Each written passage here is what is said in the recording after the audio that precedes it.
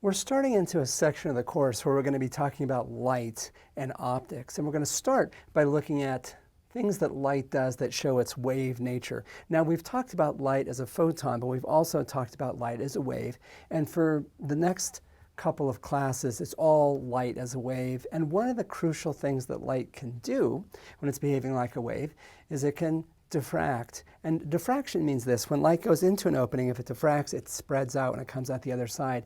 But then you can have some interference, and when the light spreads out, you can have interference between the light that takes different paths, and so you can have constructive and destructive interference. So I want to look at some examples of that today. Now we're going to start with this. I've got a laser which shines through this little device and projects on the screen, and right now there's nothing in the way of the light, and so I just see a bright dot where the laser pointer hits. So it's just a bright dot.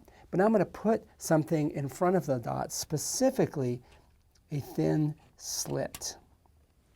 And when light goes through this thin slit, what it's going to do is this.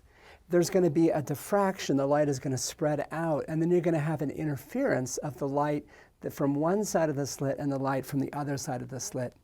And I get this interference pattern where I get dark spots and I get light spots. So you can see I get this central light area, and then I have a dark band, and then another light area, and then a dark area, and then a light area.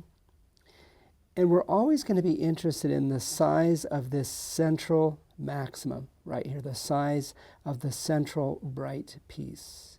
That's the piece we're going to be concerned with. And it turns out the size of this central maximum, we call it, is related to the size of the slit. If I have a wider slit, I will have a smaller central maximum.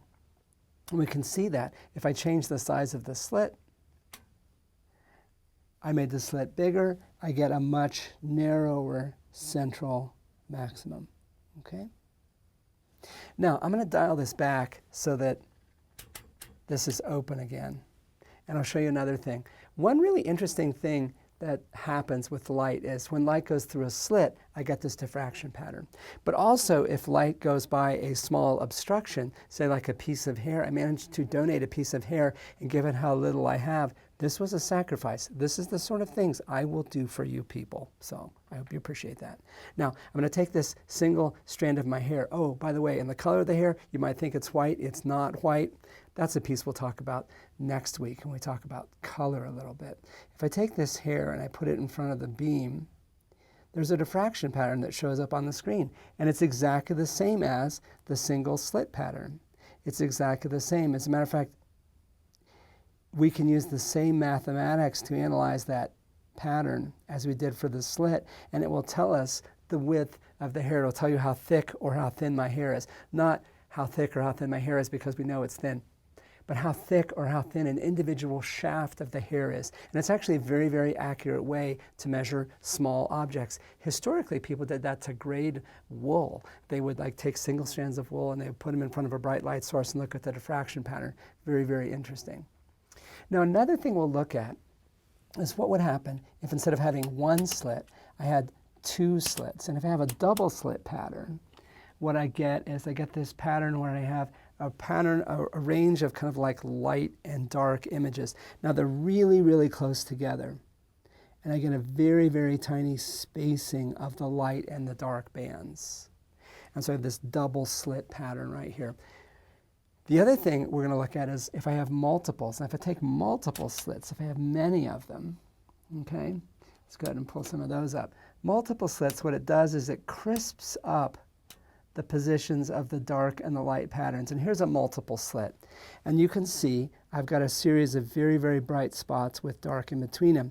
And so I've got m is equal to 0 here, m is equal to 1 out to the side, m equals 2, m equals 3, m equals 4. I get successive orders of diffraction, and that's from a multiple slit. And the spacing of the slits determines the spacing of the spots that you see on the screen.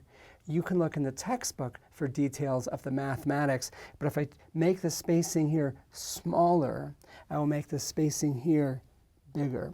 And if you have lots of slits, I end up having what's known as a diffraction grading. And that's the main thing we'll work with. So if I look at these glasses right here, these glasses have a diffraction grating inside them, a whole bunch of lines very close to each other.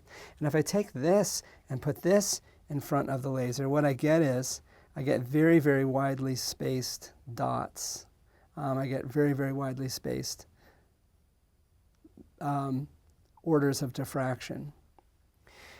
The Little Shop of Physics gives out these very, very sassy glasses. And when you're next on campus, you can stop by my office and I will give you a pair. It was my intent to give everybody a pair because not only are they sciencey, stylish too. I mean, check it out. Wouldn't you want to sport a pair of these at your next social event? Oh, we don't know when that's going to be, but when it happens, doggone it, you want to be rocking a pair of these things. You know that you do. This has got slits that go vertically, but it's also got slits that go horizontally. As a consequence, it makes this pattern of dots, makes a network of dots that goes vertically and horizontally here.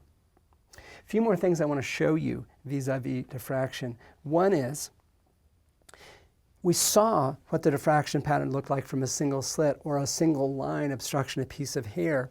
This is a slide with blood cells on it. And when they put the blood cells on here, they're going to look like little discs. They're going to look like little discs, little circles. And if I take my blood slide and I put it in front of this laser beam, what I get is I get a sequence of dark and light circles.